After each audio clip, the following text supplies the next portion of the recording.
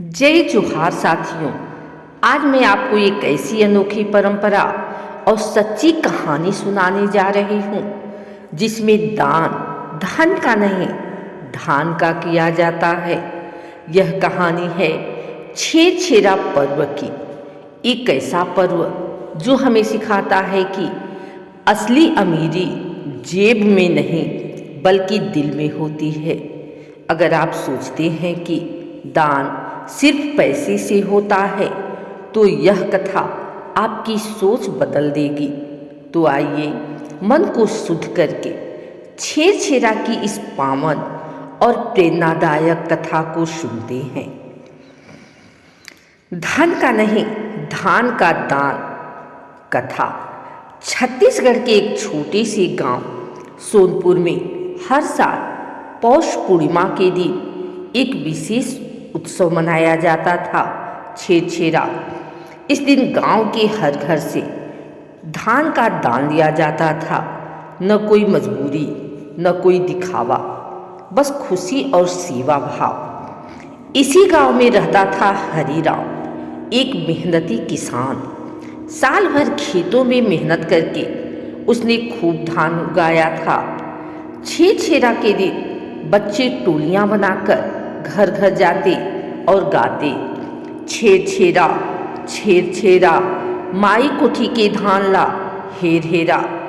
हरिराम ने भी कोठी खोली और धान देने लगा, पर उसके मन में एक सवाल था। आजकल तो लोग पैसे का दान करते हैं, फिर हम धान ही क्यों दान करते हैं। तभी वहाँ गांव के बुजुर्ग बाबा घनश्याम आए। उन्होंने हरिराम की उलझन समझ ली।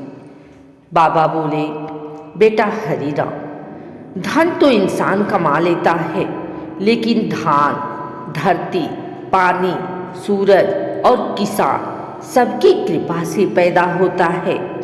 उन्होंने आगे कहा, छेरछेरा का मतलब है कि कोई भी इंसान भूखा ना सोए। धान का दान मतलब जीवन का दान। बाबा की बातें सुनकर हरिराम का मन बदल गया। उस दिन उसने मन से धान का दान किया। कुछ समय बाद आसपास के इलाकों में अकाल पड़ गया।